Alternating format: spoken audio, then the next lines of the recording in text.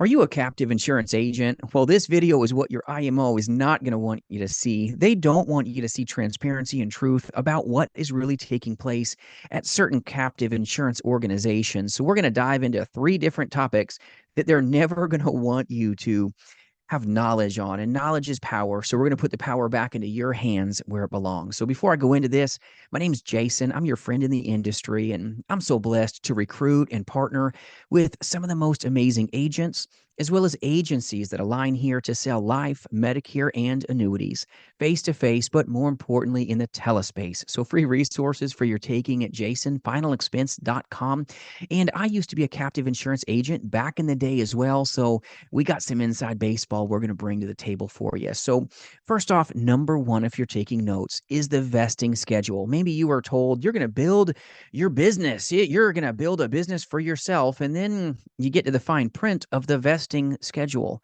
They own your business, not you. This is a really powerful punch to a lot of insurance agents' guts when they were maybe recruited into come build your business with us in their one company name. If you want to win, you want to have ownership, and ownership really comes down to the vesting schedule. You need to look into this. The devil's in the details. And if your vesting schedule says 5 years, 10 years, or even 15 years, oof, that means they own the business. You don't. You're building a business for them, not you. This is a very big thing for you to know.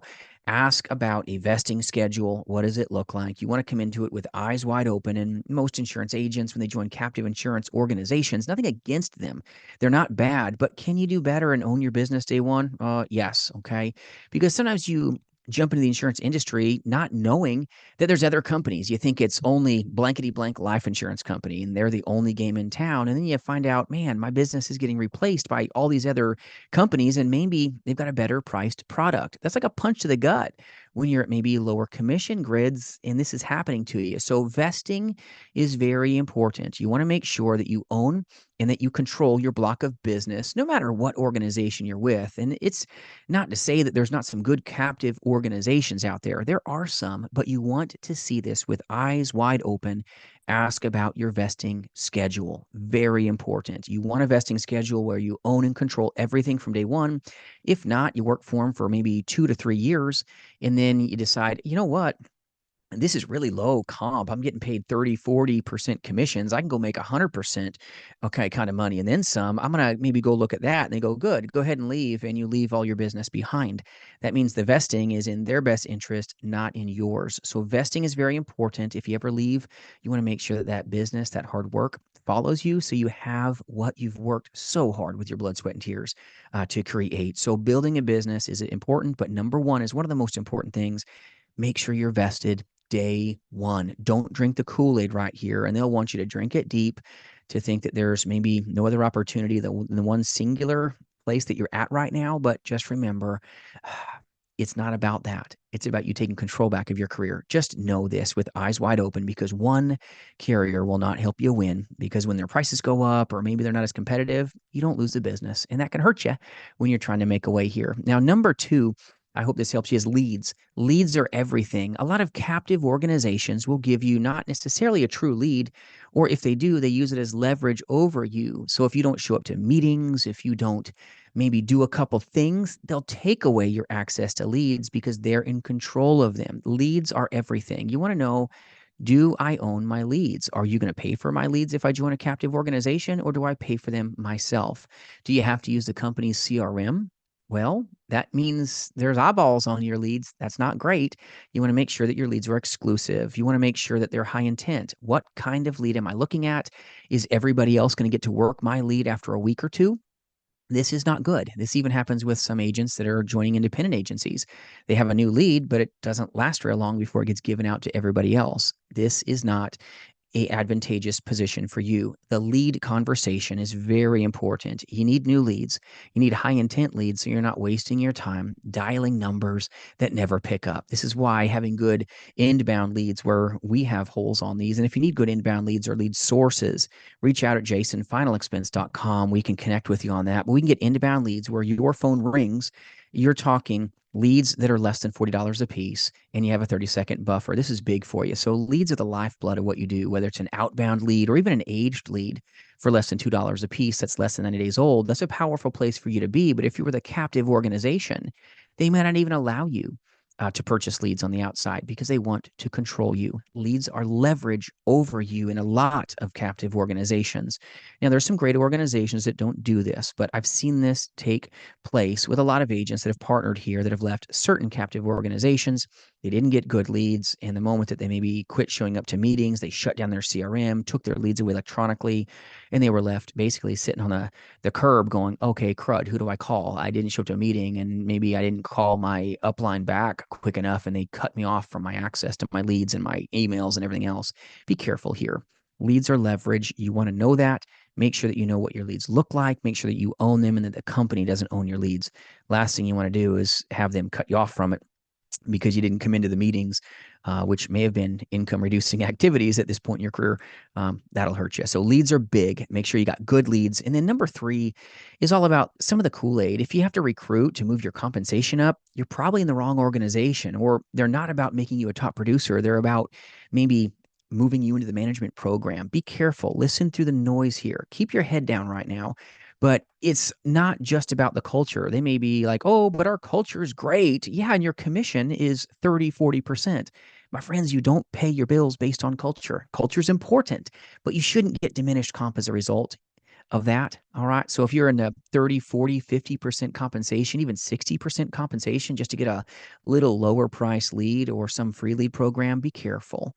All right. Your commission will help you capitalize in this space, and you can get bonuses. There's so much opportunity in the independent world.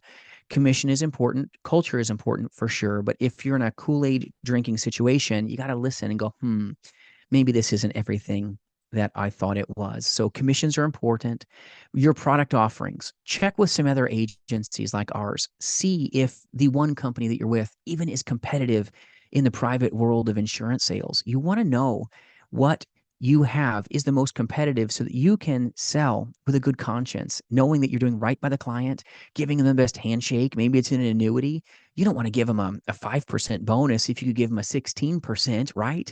Do better by the client. You're going to have more belief, and that should help you sell more policies. Maybe you sell life insurance and somebody with COPD in your company is graded. You could give them day one. Maybe they've got diabetes and neuropathy and schizophrenia and they got height and weight issues. You could give that person potentially day one level business if you know what we know in this industry. But if you're tied down to one company, you're not going to win all the business that you could, as if you say, listen, Mrs. Johnson, I've got lots of different companies. I work for you. I'm going to take care of you as your broker. I'm here to do right by you. This will help you win more business when you know what you're doing, as opposed to just having one captive company that doesn't give your consumer a lot of choices here.